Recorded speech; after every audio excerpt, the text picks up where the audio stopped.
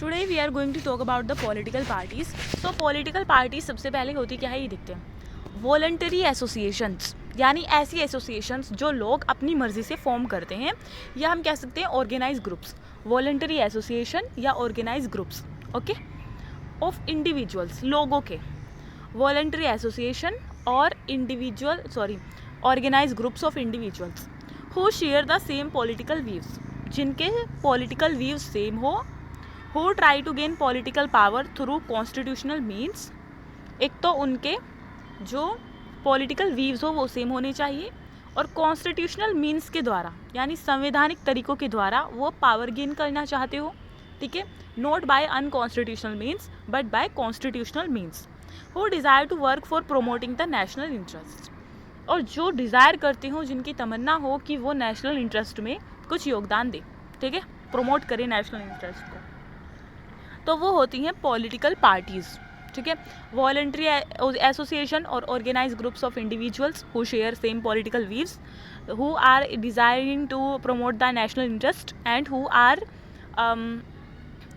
Who try to gain political power through constitutional means, ठीक है।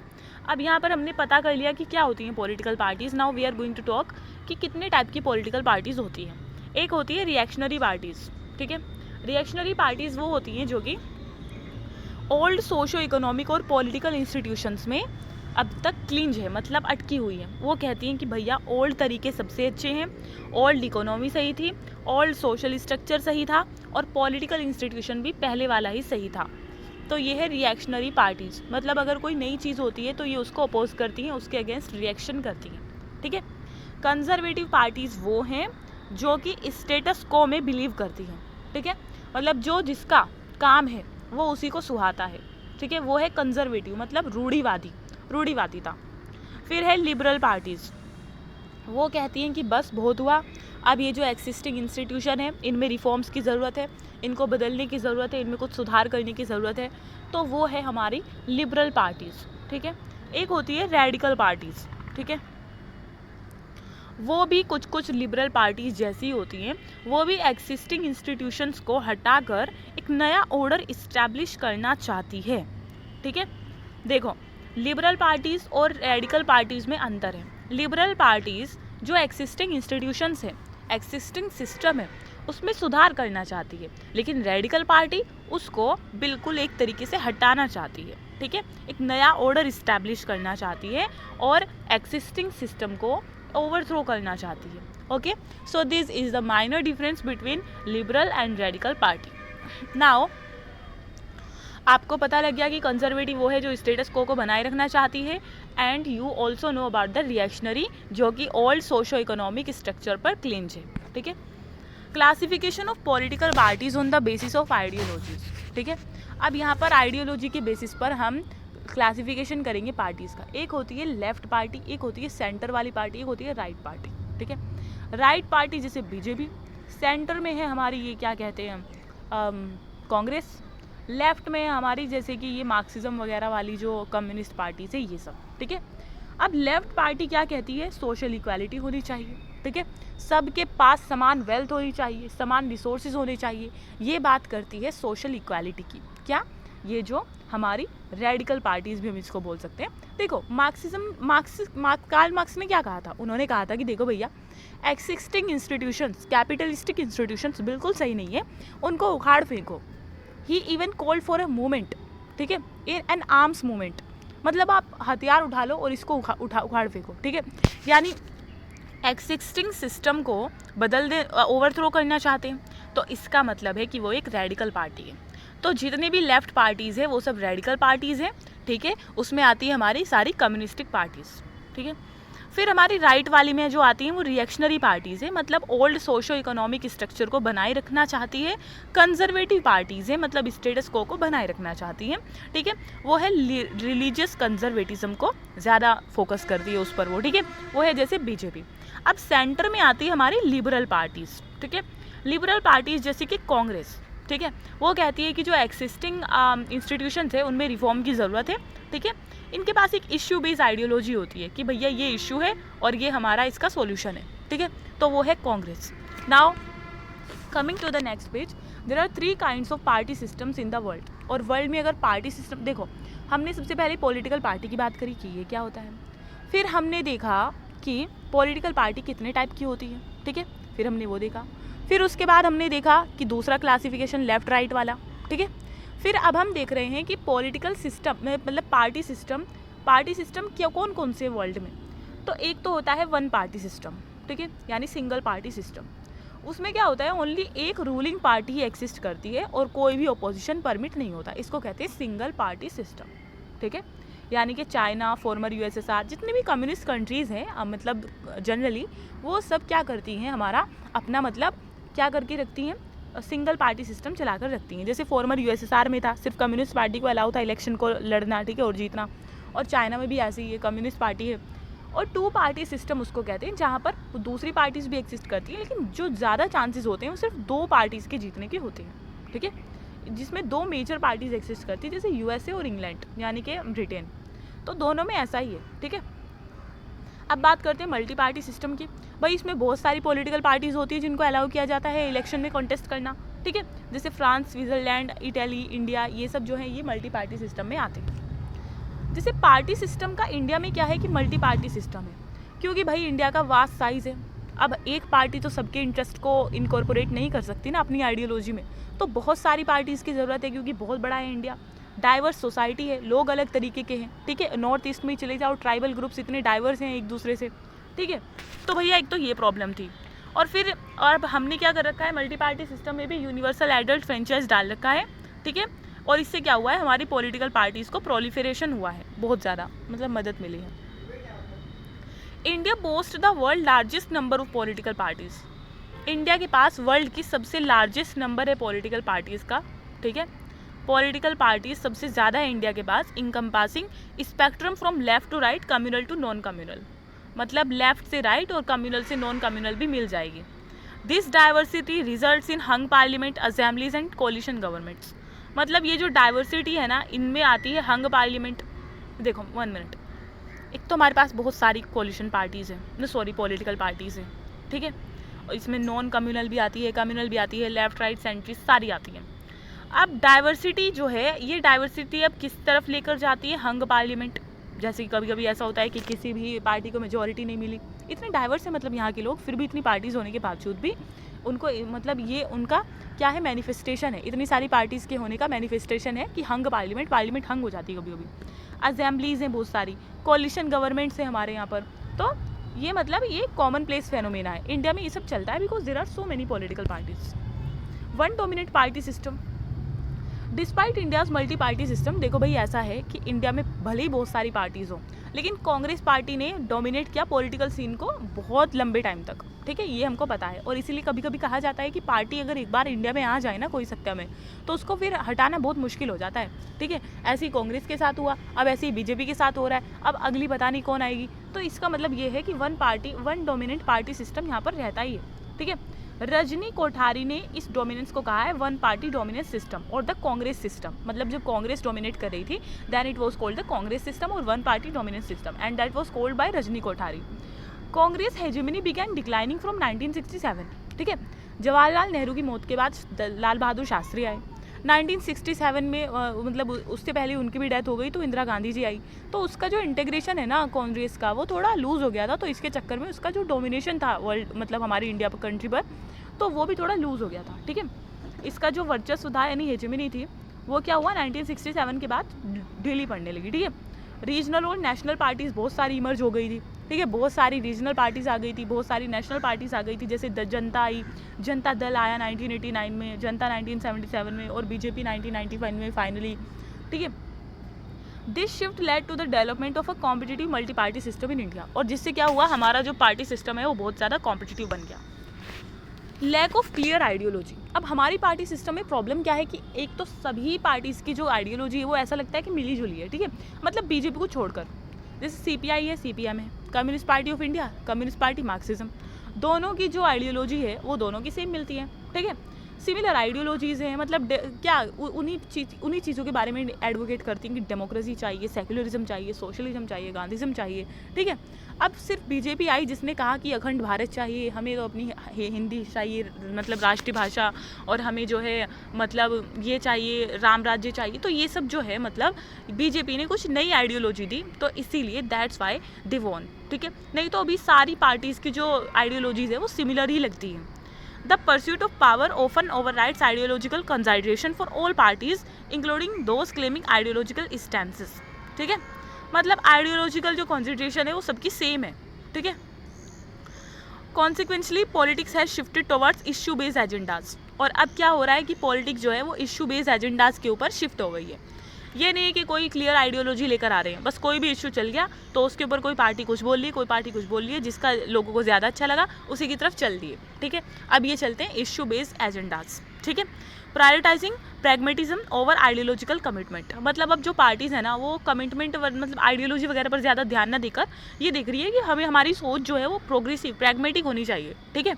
जनता को जो बात समझ में आ रही है, जो बात अच्छी लग रही है वो होनी चाहिए, ठीक है। तो ये है इश्यू बेस्ड एजेंडाज के ऊपर शिफ्ट हो गए हैं अब हम। पर्सनैलिटी कल्ट भी बहुत ज़्यादा देखने को मिलता है हमारी मतलब पार्टी में, हमारी जो पॉलिटिकल सिस्टम है, पार्टी सिस्टम है इंडिया का, उसमें पर्सनैलिटी कल्ट बहुत ज़्यादा है। पर्सनैलिटी कल्ट का मतलब ये होता है कि मान लो एक पार्टी में कोई प्रोमिनेंट लीडर है तो लोग उसके पीछे चल देते हैं कि भैया हमें तो यही लीडर चाहिए। अब क्या होगा अगर उस लीडर की डेथ हो जाए तो, ठीक है, तो तभी वो पार्टी लूज़ होने लगती है, ठीक है। जैसे कि मतलब प्रोमिनेंट लीडर है और जैसे ही मतलब पार्टी और उसकी आइडियोलॉजी उनको अच्छी लगने लगती है। Leaders rather than party manifestos, party के उन्हें आइडियोलॉजी से कोई लेना देना नहीं है, पार्टी की आइडियोलॉजी मैनिफेस्टोज से कोई लेना देना नहीं है, ठीक है। बस ये लीडर को ही जो है पूरी पॉलिटिकल पार्टी मान लेते हैं। This phenomenon has led to the perception that there are political personalities rather than political parties in India. Well ये मुझे बहुत अच्छा लगा, क्योंकि ये सही कह रहे हैं कि देखो भाई पॉलिटिकल पार्टीज से ज़्यादा यहाँ पर पॉलिटिकल पर्सनैलिटीज़ हैं इंडिया में, और ये बात सही है। वेल ठीक है, तो मतलब जैसे आप देख सकते हो जब इंदिरा गांधी आई थी तो उनके टाइम में तो पर्सनैलिटी कल्ट बहुत ज़्यादा देखने को मिला था, क्योंकि वो बहुत ज़्यादा मतलब फेवरेट बन गई थी लोगों की।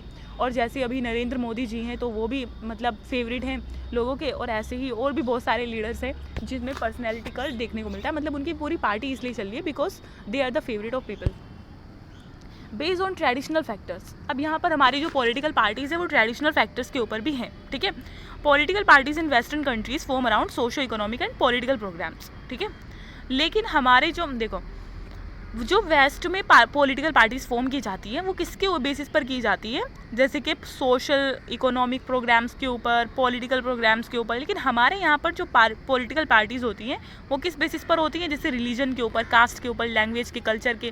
तो भैया ये गलत बात है, ठीक है। एक तरीके से ये क्या कर रहे हैं, किसी रिलीजन को मतलब किसी के इंटरेस्ट को प्रोटेक्ट तो करेंगे ही, लेकिन साथ ही साथ में आप क्या कर रहे हो, डाइवर्सिफाइड और ज़्यादा कर दे रहे हो, और क्या कहती है उसको, सेपरेशन और ज़्यादा हो रहा है, ठीक है।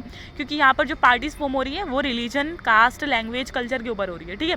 और ये वाली जो पार्टीज़ है ना वो कम्युनल और सेक्शनल इंटरेस्ट को आगे रखती है over the general public interest. उनको पूरे देश की भलाई से कोई लेना देना नहीं है, बस हमारी कम्युनिटी का भला कर दो, हमारे सेक्शन का भला कर दो, दैट्स ऑल, ठीक है। तो इसीलिए कहा जाता है कि यहाँ पर जो है ट्रेडिशनल फैक्टर्स के ऊपर भी बहुत ज़्यादा चीज़ें निर्भर करती हैं, ठीक है। और इमरजेंस ऑफ रीजनल पार्टीज़, अब ये नई प्रॉब्लम भी है और नया क्या कहते हैं आविष्कार भी है कह सकते हैं, और बोन भी है और कर्स भी है। कैसे रीजनल पार्टीज़ बहुत सारी इमर्ज हुई हैं आफ्टर 1967, ठीक है। और कैसे हुई हैं, Indian party system witnesses the rise of numerous regional parties. These parties have transition from regional to national relevances. मतलब ये पार्टीज़ क्या करती हैं, अगर मैं इनकी मतलब डिसएडवांटेज की बात करूँ, एक तो ये रीजनलिज्म को प्रमोट करती है कि बस हमारे रीजन का विकास कर दो, बाकी हमें पूरे देश से कोई लेना देना नहीं है। हाँ, they don't care about the national interest और general public interest, they just care about their region, ठीक है। और दूसरी बात यह है कि भाई रीजन का जो इंटरेस्ट है वो प्रोटेक्ट हो रहा है, ठीक है। पहले बहुत से ऐसे पिछड़े हुए इलाके थे जिनके कोई ध्यान नहीं देता था, अब जब से राइज हुई है तब से इनका भी मतलब इनकॉर्पोरेशन होने लगा है मतलब बातों में। तो रीजनल से नेशनल रेलेवेंस पर पहुंच गई है, oval holding power in various states, बहुत सारे स्टेट्स में पावर भी होल्ड करती है। Their growing influence in national politics is particularly notable, ठीक है। नेशनल पॉलिटिक्स में जो इनका मतलब इन्फ्लुएंस बढ़ रहा है वो सच में नोटेबल है।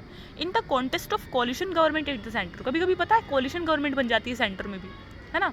तो उससे क्या कर रहा है, इनका जो मतलब सिग्निफिकेंस है वो बढ़ता ही जा रहा है। देखो ये मैप दे रखा है कि कहाँ कहाँ पर रीजनल पार्टीज़ जो थी वो बिगेस्ट विक्टर थी in the south in 2019 elections में, ठीक है। रीजनल पार्टीज़ इन इंडिया, ये सब रीजनल पार्टीज़ का मैप दे रखा है और ये पता है ये NCERT का है, ठीक है। फैक्शंस एंड डिफेक्शंस, ये तो सबसे बड़ी प्रॉब्लम है हमारे यहाँ पर, मतलब गुटबंदियाँ और दल बदल प्रॉब्लम्स, ये सब factionalism, defection, splits, merger, polarisation are common within Indian political parties. Factionalism ये होता है कि एक पार्टीज़ में ही अलग से दल बना रखा है, अलग से गुट बना रखा है, ठीक है। डिफेक्शन वो होता है कि जिस पार्टी के टिकट से जीते थे उस पार्टी को छोड़कर किसी दूसरी पार्टी में शिफ्ट हो गए नेताजी, ठीक है। और भाई स्प्लिट्स ये होता है कि पार्टी जो है ना उसमें स्प्लिट पड़ गया है, जैसे कम्युनिस्ट पार्टी में पड़ गया था, एक मार्क्सिज्म वाली, एक कम्युनिस्ट पार्टी ऑफ इंडिया, ठीक है। स्प्लिट होता है, 2 भागों में टूट जाना। पोलराइजेशन हो गया है, ठीक है।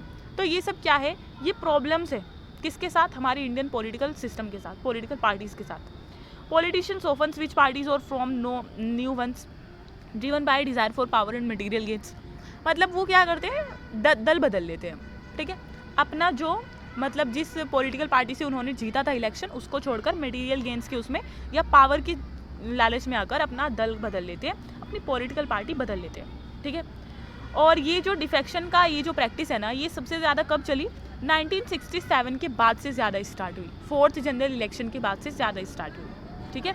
और इससे क्या आता है, हमारे पॉलिटिकल सिस्टम में इंस्टेबिलिटी आती है, बहुत इंस्टेबिलिटी आती है। मान लो कोई पार्टी जीत गई, अब विधायक जी कह रहे मुझे तो नहीं रहना, मैं तो दूसरे में जा रहा हूँ, तो वहाँ पर MLA की कमी पड़ गई, तो हो गया बस उसका मतलब क्या कहते हैं उसको, वेल छोड़िए मुझे वर्ड याद नहीं आ रहा है। लेकिन हाँ ये है कि भैया इससे पॉलिटिकल इंस्टेबिलिटी बहुत बढ़ती है, एक बार में कोई पॉलिटिकल पार्टी इतना ज़्यादा रुक नहीं पाती इसके चक्कर में, ठीक है। एकदम से उसको क्या कहते हैं, नो कॉन्फिडेंस वो मोशन वाला पास हो जाता है। This phenomena have contributed to party disintegration and both the national and state levels. और इस फिनोमेना ने क्या किया है, पार्टी डिसइंटीग्रेशन को बहुत बढ़ावा दिया है, ठीक है, नेशनल लेवल पर भी और स्टेट लेवल पर भी। लैक ऑफ इफेक्टिव ओपोजिशन, अब हमारी पार्टी सिस्टम में क्या है कि इफेक्टिव ओपोजिशन भी नहीं है, ठीक है। And effective opposition is essential for India's parliamentary democracy. एक असेंशियल होना ही चाहिए, मतलब कोई ओपोजिशन तो अच्छा होना चाहिए, ठीक है, ताकि वो रूलिंग पार्टी पर चेक लगा सके उसकी ऑटोक्रेटिक टेंडेंसीज के ऊपर, ठीक है, और अल्टरनेटिव गवर्नमेंट को भी वो एक ऑफर कर सके, ठीक है। नेशनल ओपोजिशन जो है वो 1st जनरल इलेक्शन के बाद जो है सामने आया था, ठीक है। और opposition parties often lack unity and take conflicting positions. Opposition party जो है उनके पास यूनिटी नहीं होती, सारी अपोजिशन पार्टीज आपस में लड़ती रहती है और हमेशा कॉन्फ्लिक्टिंग पोजीशन रखती है, ठीक है। उनका कंस्ट्रक्टिंग रोल जो है गवर्नेंस में और नेशन बिल्डिंग में वो नहीं हो पाता उसके चक्कर में, ठीक है। So now we are going to talk about recognition of national and state parties, मतलब नेशनल और स्टेट पार्टीज़ का दर्जा कैसे मिलेगा पार्टीज़ को, वो अब हम जानने वाले हैं, ठीक है। रजिस्टर्स पॉलिटिकल पार्टीज़, देखो पॉलिटिकल पार्टीज़ को इलेक्शन के लिए रजिस्टर कौन करता है, वो है इलेक्शन कमीशन ऑफ इंडिया, ठीक है, जो कि पॉलिटिकल पार्टीज़ को इलेक्शन के लिए रजिस्टर करता है, ठीक है। और पार्टी जो है वो रिकॉग्नाइज़ की जाती है या तो नेशनल पार्टी में या फिर स्टेट पार्टी में, ठीक है। और वो किस बेसिस पर रिकॉग्नाइज़ की जाती है, based on there electoral performance, ठीक है।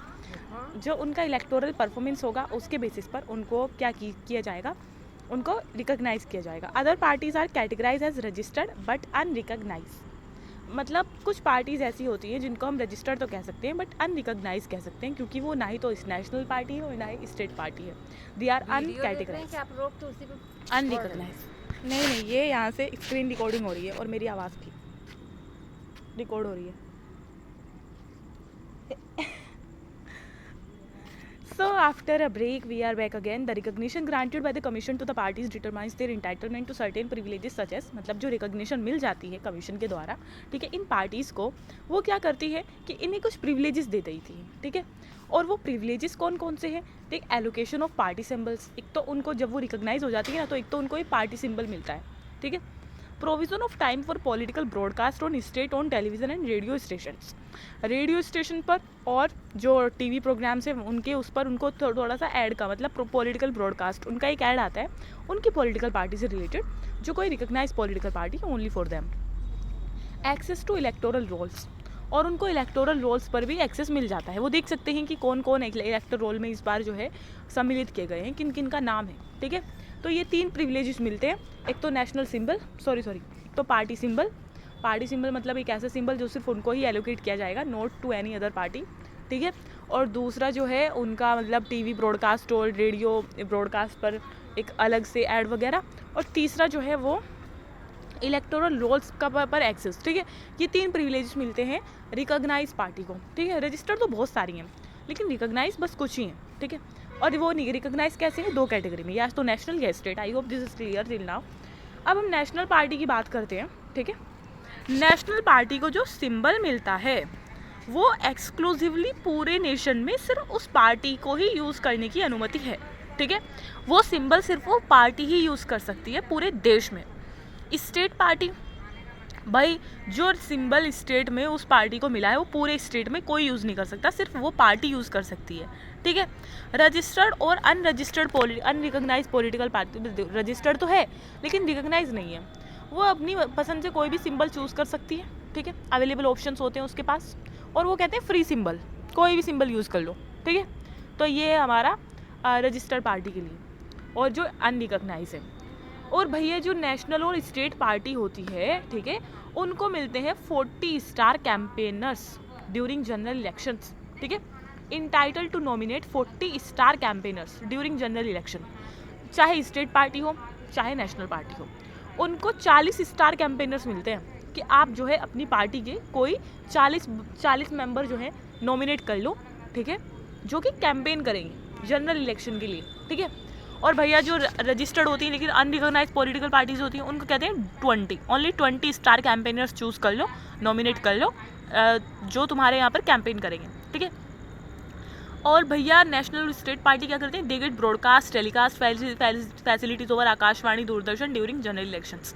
यानी कि जनरल इलेक्शन के दौरान जो सरकारी चैनल्स है, चाहे वो सरकारी रेडियो हो आकाशवाणी, चाहे वो सरकारी चैनल हो जैसे दूरदर्शन, उन पर उनको ब्रॉडकास्ट किया जाता है, मतलब उनके ऊपर उनका थोड़ा एड वेड दिखाया जाता है। ठीक है, ताकि उसका प्रचार हो सके पार्टी का, चाहे वो नेशनल पार्टी हो या स्टेट पार्टी हो। Condition for recognition as a national party. अब हम देखते हैं कि भाई कंडीशन क्या है नेशनल पार्टी बनने के लिए, कंडीशन क्या है। ठीक है, अगर आपको नेशनल पार्टी बनना है तो एक तो आपको 2% सीट्स जीतनी पड़ेंगी लोकसभा में। ठीक है, 2% सीट्स आपको ऑक्यूपाई करनी पड़ेगी लोकसभा में, और 3 स्टेट से, यानी एक ही स्टेट से। ठीक है, कम से कम 3 स्टेट से 2% सीट आपकी लोकसभा में होनी चाहिए। ठीक है, या फिर दूसरी कंडीशन ये है कि 4 सीट हो आपकी लोकसभा में। ठीक है, लोकसभा में 4 सीट, और लोकसभा के इलेक्शन में आपने कम से कम 6% वैलिड वोट्स पाए हों।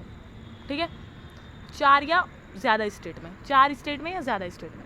फिर से बता देती हूँ, पहली कंडीशन तो ये है कि लोकसभा सीट्स आपने 2% जीती हो। ठीक है, 3 स्टेट से, 3 स्टेट कॉन्स्टिट्यूएंट असेंबली में। ठीक है, 3 स्टेट की constituent assembly, Lok Sabha constituent assembly में आपने क्या किया है, 3 स्टेट की 2% सीट जीत ली है लोकसभा में। ठीक है, पहली कंडीशन तो ये है। दूसरी कंडीशन ये है कि 4 सीट तो आपने लोकसभा में जीती है, और उसके साथ साथ 6% वोट सबकी बार हासिल किए हैं। ठीक है, और ये जो 6% वोट आपको मिले हैं, ये 4 या उससे ज़्यादा स्टेट में मिले हैं। अब जब 4 से नीचे अगर स्टेट हुए, 6% वोट तो आपने लोकसभा इलेक्शन में जीते हैं, लेकिन सारे 2 ही स्टेट से जीते हैं, एक ही स्टेट से जीता है, so that is not can be said valid.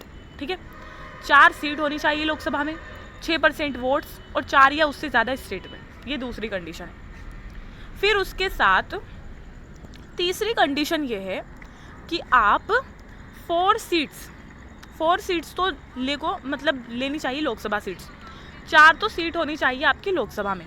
ठीक है, और उसके साथ साथ लेजिस्लेटिव असेंबली इलेक्शन में आपने 6% वैलिड वोट सिक्योर किए हों, जो 4 या मोर स्टेट्स में। मतलब उसका उल्टा है, मतलब 4 सीट ऊपर वाला प्रोविज़न देख रहे हो ना, 4 सीट लोकसभा में, 4 सीट इधर भी है लोकसभा में, लेकिन वहाँ लोकसभा इलेक्शन में 6% वोट जीतने थे 4 या ज़्यादा स्टेट में, और यहाँ पर 6% वोट जीतने लेजिस्लेटिव असेंबली इलेक्शन में 4 या ज़्यादा स्टेट में। हाँ, so that's and then after that you will be called national party. D वाली कंडीशन ये है, डी वाली कंडीशन सबसे ही सिंपल है कि भाई आप रिकॉग्नाइज स्टेट पार्टी बन जाओ कम से कम 4 स्टेट में। ठीक है, 4 स्टेट में आप रिकॉग्नाइज स्टेट पार्टी बन जाओ, and then you will be called a national party. Okay, I hope now it is clear. The 4 conditions are, सबसे पहली है 2% सीट फ्रॉम 3 स्टेट्स, दूसरी है 4 सीट और 6% वोट्स 4 स्टेट में या उससे ज़्यादा स्टेट में, तीसरी कंडीशन है 4 seat 6% vote legislative assembly election में, और 4 या उससे ज़्यादा स्टेट्स में। और चौथी कंडीशन बहुत ही सिंपल है कि 4 स्टेट्स में रिकॉग्नाइज पॉलिटिकल पार्टी बन जाओ। Okay, that was all to become the national party. Conditions for recognition as a state party. अब हम बात करते हैं कि स्टेट पार्टी में अगर आपको रिकॉग्नाइज होना है as a state party, then what are the conditions. ठीक है, पहली कंडीशन है कि भैया लोकसभा में 1 सीट लेकर आ जाओ। ठीक है, और कम से कम लोकसभा इलेक्शन में 6% वैलिड वोट्स हासिल कर लो। और हम ये नहीं कह रहे कि 4 स्टेट में करो, कितने स्टेट में करो। ठीक है, लोकसभा इलेक्शन में बस 6% वोट्स ले आओ, किसी भी स्टेट से ले आओ। ठीक है, चाहे 1 स्टेट से ले आओ, 2 स्टेट से ले आओ। ठीक है, ज़रूरी नहीं 4 स्टेट से ही लेकर आने। 6% वोट्स और 1 सीट। ठीक है, बी कंडीशन ये है कि लेजिस्लेटिव असेंबली सीट्स 2 होनी चाहिए, 2 ऑक्यूपाई कर लो लेजिस्लेटिव असेंबली सीट्स, और 6% वैलिड वोट्स लेकर आ जाओ स्टेट लेजिस्लेटिव असेंबली इलेक्शन में। ठीक है, लेजिस्लेटिव असेंबली इलेक्शन में की बार 6% सीट्स लिया। वहाँ पर लोकसभा के लिए 1 सीट था क्योंकि that is a big platform, और लेजिस्लेटिव असेंबली सीट्स में 2 सीट्स ऑक्यूपाई करनी पड़ेगी। ठीक है, तीसरी कंडीशन सबसे ही ज़्यादा सिंपल है कि भाई लोकसभा सीट भी मत लेकर आओ, कुछ भी मत लेकर आओ, एटलीस्ट 8% वैलिड वोट्स ले आओ लोकसभा इलेक्शन में। ठीक है, और चौथी कंडीशन तो बिल्कुल इसकी उल्टी है। अभी लोकसभा इलेक्शन में 8% वोट्स की बात हो रही थी ना, अब ये आप एक काम करिए, लेजिस्लेटिव असेंबली इलेक्शन में 8% वोट्स ले आइए and then you will be called a state party. ठीक है, अब ई वाली कंडीशन है कि 3% सीट्स, ये थोड़ी डिफिकल्ट सी लग रही है ना। 3% सीट्स ले लिए, लेजिस्लेटिव असेंबली सीट्स 3% ऑक्यूपाई कर लो, और मिनिमम 3 सीट्स, मिनिमम 3 सीट होनी चाहिए। 3% seat, what does it mean, मतलब विच एवर इज मोर, या तो मिनिमम 3 सीट ले लो या 3% सीट ले लो। मतलब यहाँ पर और लगाना चाहिए था, या तो 3% सीट ऑक्यूपाई कर लो लेजिस्लेटिव इलेक्शन मतलब असेंबली की, या फिर 3 सीट ले लो, तब भी आप क्या होगे, लेजिस्लेटिव असेंबली सीट्स मतलब ये हो जाओगे तुम। ठीक है, whichever is more. Total Lok Sabha seats 25 और any fraction there of allowed to the state. I did not get it. The number of recognise parties varied based on their performance in general elections. जो recognise parties होती है ना, उनका number very करता रहता है, और ये किस पर ऊपर वेरी करता है, जैसी परफॉर्मेंस थी इलेक्शन में उनकी। ठीक है, नेशनल पार्टीज़ को ऑल इंडिया पार्टीज़ भी कहते हैं। ठीक है, और स्टेट पार्टीज़ को रीजनल पार्टीज़ भी कहते हैं। 1952 में 14 नेशनल पार्टीज़ थी, 39 स्टेट पार्टीज़ थी, और 2019 में 7 नेशनल पार्टीज़ थी और 52 स्टेट पार्टीज़ थी। ठीक है, यानी सबसे पहले वाला और सबसे रिसेंट वाला दे रखा है। स्टार्टिंग में 14 and 39 का रेशो था, और अब 7 का और 52 का रेशो था। ठीक है, यानी 1952 में नेशनल पार्टीज़ ज़्यादा थी गॉड, और अब तो सिर्फ 7 नेशनल पार्टीज़ रह गई हैं। हाँ, okay. In 2023 AP goat the status of national party. आम आदमी पार्टी, ठीक है, आम आदमी पार्टी को 2023 में इस नेशनल पार्टी का दर्जा मिला, यानी कि सबसे रीसेंट पार्टी है जिसको मिला है ना।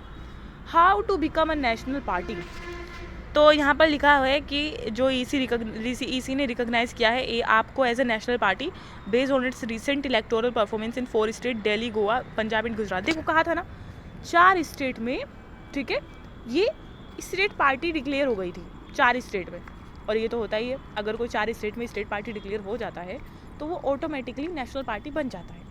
ठीक है, so that was all. Delhi, Goa, Punjab and Gujarat, इन 4 में ये स्टेट पार्टी डिक्लेयर हो गई थी। पंजाब में इसने स्टेट पार्टी का दर्जा पाया था 2017 में। ठीक है, और 2022 में मतलब इसने एक landslide win in the state, recorded है landslide win in the state. Delhi में स्टेट पार्टी का दर्जा इन्होंने 2013 में पाया था। ठीक है, और भैया गोवा में 2 सीट्स मिली थी इनको, 6.77 वोट्स ले लिए थे इन्होंने, ये भी एक कंडीशन होती है। ठीक है, गुजरात में भी इन्होंने ऐसे ही किया। तो इसका मतलब एज ऑफ टुडे इंडिया है 6 रिकॉग्नाइज नेशनल पार्टीज, और आज इंडिया के पास है 6 रिकॉग्नाइज नेशनल पार्टीज, और वो कौन कौन सी नीचे दे रखी है, बीजेपी, कांग्रेस, और ये हाथी वाली मायावती वाली, आई थिंक मुझे नाम नहीं याद आ रहा। ठीक है, ये मार्क्सिस्ट कम्युनिस्ट पार्टी, और ये नेशनल पीपल पार्टी, और ये आप यानी कि आम आदमी party. And that was all, thank you so much.